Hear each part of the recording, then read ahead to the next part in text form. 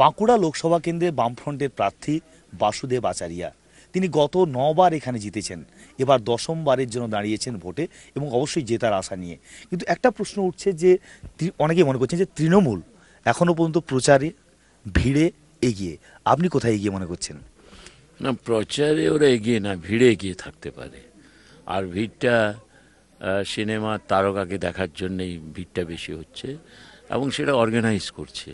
ওদের তো টাকার অভাব নেই, কালো টাকা প্রচুর আছে, কয়লার বেআইনি খাদানের টাকা এইসবগুলো ব্যবহার করে সেখানে ভিড় জমাচ্ছে। আর আমরা গ্রামে গ্রামে ঘুরছি, সেই জন্য আমাদের প্রচারটা হচ্ছে নিবিড় প্রচার দিকে যাচ্ছি। ওরা একটা জায়গায় জনসভা করছে, জমায়েত করছে, আর ফিল্ম আর্টিস্টকে দেখার জন্য, মুনমুন সেনকে দেখার জন্য কিছু মানুষ যাচ্ছে, যেটা হয় সব সময় সিনেমার আর্টিস্টকে দেখার জন্য, যে বিনে পয়সায় দেখতে পাচ্ছে। জঙ্গলমহল কিছুদিন আগে আমরা দেখছি প্রচণ্ড অশান্ত ছিল, এখন অনেকটা শান্ত তুলনায়। তো এই যে শান্ত, এই শান্ত কি বামের দিকে ঝড় তুলবে নাকি অন্যদিকে? একটা প্রচার যেটা হচ্ছে যে তৃণমূল ক্ষমতায় আসার পরে জঙ্গলমহলে শান্তি ফিরে এসেছে। তো আমরা তো এটাই বলতাম যে মাওবাদীরা কারা। মাওবাদীরা হচ্ছে দিনে তৃণমূল, রাত্রিবেলায় মাওবাদী।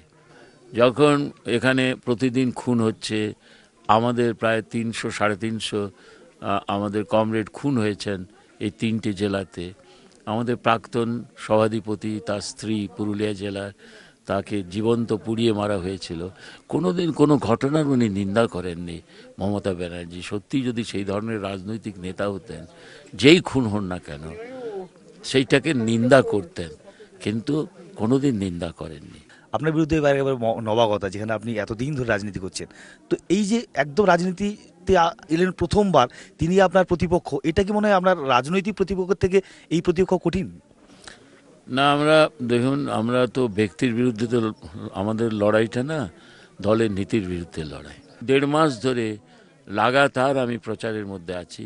প্রত্যেক দিন 10টা-12টা করে আমি মিটিং করছি, বহু মানুষের সঙ্গে আমি দেখা করছি।